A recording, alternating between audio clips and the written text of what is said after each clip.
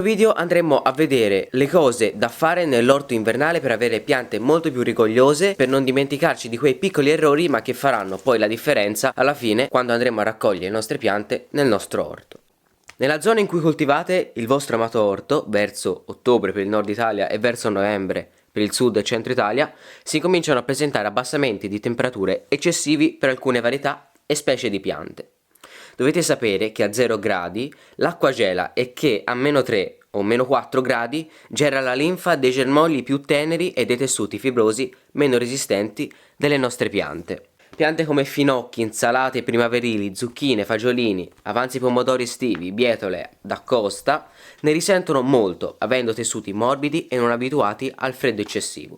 Se volete lasciare ancora qualche settimana intera, per esempio i finocchi, per raccogliere un pochino più grandi, basterà stendere sopra di loro il tessuto non tessuto. Attenzione, senza far toccare il tessuto alle loro foglie, se no andranno a sciuparsi molto, essendo il tessuto non tessuto a contatto diretto con la brina. Il tessuto non tessuto potrà essere utilizzato fino a che le temperature sono verso i meno 2 gradi per proteggere le piante. Naturalmente esse cresceranno molto poco. Se invece per una settimana intera abbiamo una temperatura di meno 2 gradi oppure qualche gelata notturna che va sotto i meno 3, meno 4, è consigliato mettere un tunnel o una serra al di sopra delle nostre piante, in modo da aumentare la temperatura e far così che le piante non muoiano e che possano crescere, a differenza che sotto il tessuto non tessuto andranno a crescere molto più lentamente. Proprio fa tanto freddo, potremo andare a coltivare le nostre piante sotto una bella serra, bella alta, ma poi al di sopra delle piante, all'interno della serra, potremo andare a mettere un altro tessuto non tessuto, in modo da fare una doppia copertura per sia l'umidità, il tessuto non tessuto, e per il calore, la serra in nylon.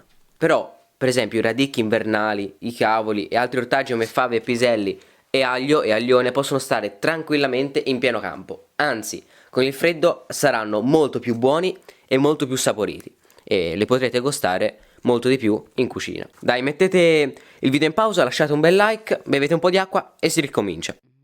Lumache e limacce. Lumache e limacce compaiono con la prima pioggia e scompaiono dopo l'ultima, umida mattina della tarda primavera. Per chi non lo sapesse, le lumache sono quelle con il guscio e le limacce non lo hanno. Esistono vari metodi per allontanarle, combattere e cercare di non farci mangiare i nostri ortaggi da questi piccoli animaletti. Qua vi propongo solo metodi naturali.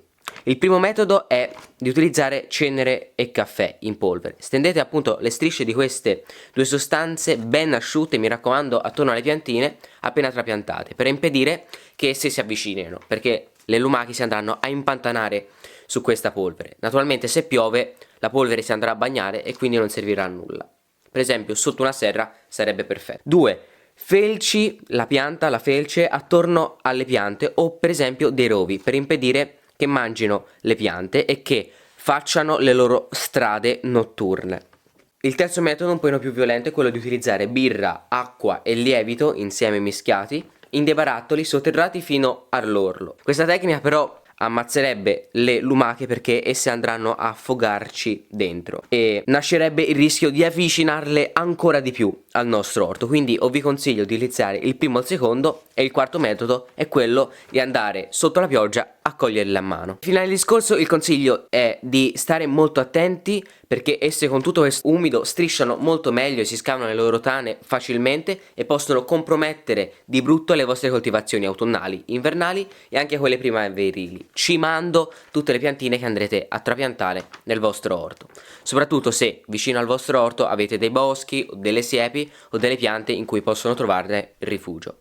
Ah, vi piacciono un po' gli schemi che sto facendo con i disegni durante il video? Se vi possono aiutare fatemelo sapere nei commenti o lasciando anche qualche like. Grazie. Il consiglio consiste nel fare bene le potature. Questo è un consiglio più o meno da giardino frutteto, ma lo dico lo stesso, tanto è sempre argomento campagna.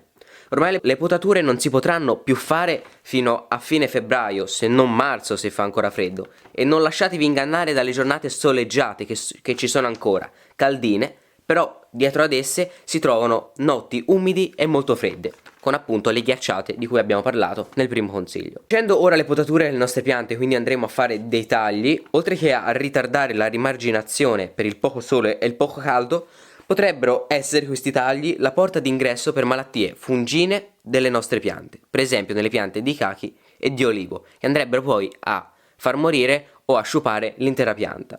Il freddo potrà anche andare a spaccare i rametti tramite la congelazione della linfa e la pianta andrà a soffrire. Quindi non si pota più, punto. Entro fine ottobre bisognava farlo e ora aspetteremo con calma febbraio, se fa poco freddo, o addirittura, come vi ho detto prima, marzo. Passiamo al quarto consiglio. Ultime semine e trapianti. A fine dicembre potremmo fare le ultime semine e gli ultimi trapianti. Essi avranno più successo nel centro-sud Italia, che fa più caldo. Naturalmente tutti i sesti di impianto, sia per l'ombra, per la luminosità degli spazi e tutti i cicli naturali delle piante saranno rallentati. Per esempio un'insalata ci mette un mese a creare il suo cespo in primavera-estate, in inverno ce ne mette 2, se non 2,5.